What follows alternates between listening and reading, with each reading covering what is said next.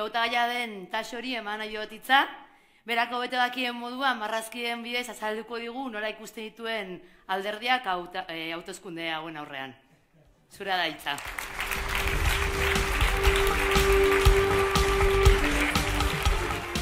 Me pidieron una viñeta que explicara un poco todo lo que ha sucedido en la campaña electoral. Me he decidido, y en vez de explicar la viñeta en prosa, lo voy a hacer un poco en verso. A ver si los ripios me los podéis perdonar. PNV. Sí. Si me pillo el estatuto, después va la independencia, pero yo no tengo prisa. Ya sabéis de mi paciencia. PSOE, con la corona arrastrando desde aquel 78, perdiendo fuelle y manchando y explotando el tocomocho.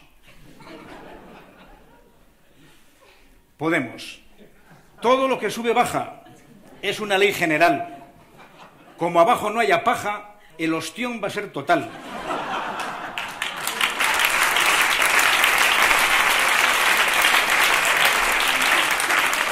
Cuatro. Ya sabéis lo que es. Antes era 3 en 1, pero ahora son 1 en 3.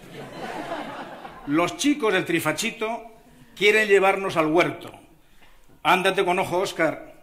Para ellos Franco no ha muerto.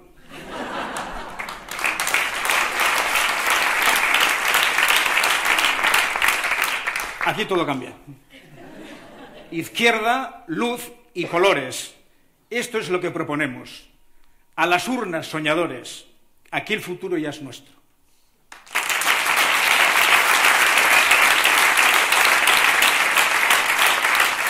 Y un recuerdo emocionado para los que están ausentes, para sacarlos a todos y a todas, la lucha en todos los frentes. Gora Euskal Herria Bildu.